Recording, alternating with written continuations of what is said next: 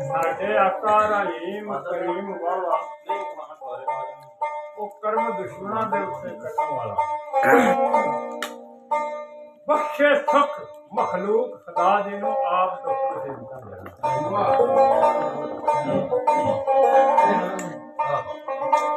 ਇਹ ਦੁਨੀਆ ਦੀਨ ਦੇ ਸ਼ੋਹ ਦਰਿਆ ਵਿੱਚੋਂ ਬੇੜੇ ਉਮਤਾਂ ਦੇ ਲੈ ਕੇ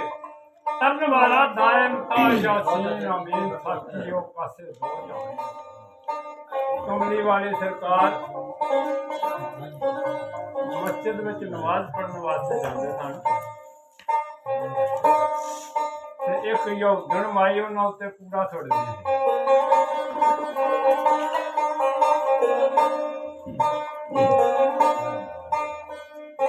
ਇਹ ਕਮਲੀ ਵਾਲੀ ਸਰਕਾਰ ਸਹਿਬਾਨ ਅੱਲਾਹ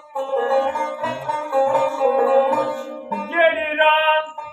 ਮਸੀਤ ਨੂੰ ਜਾਂਦੇ ਨੇ ਇੱਕ ਮਾਈ ਯੋਧਣ ਦਾ ਘਰ ਉੱਥੇ ਹਜ਼ਰਤ ਠਹਿਰ ਨਜ਼ਰੇ ਪਾਉਂਦੇ ਨੇ ਉਹ ਕੂੜਾ ਸੁੱਟਦੀ ਨਿਤ ਕੂੜੀ ਅੱਗੂ ਭਲਾ ਹੋਈ ਫਰਮਾਉਂਦੇ ਨੇ ਇਸੇ ਹਾਲ ਵਿੱਚ ਗੁਜ਼ਰ ਗਿਆ ਕੁਝ ਅਰਸਾ ਉਸੇ ਹੀ ਰਸਤਿਓਂ ਆਉਂਦੇ ਤੇ ਜਾਂਦੇ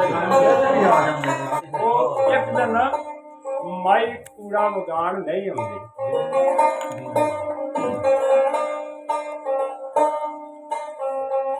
ਅੱਜ ਹੋਰ ਕੀ ਕਰਦੇ ਨੇ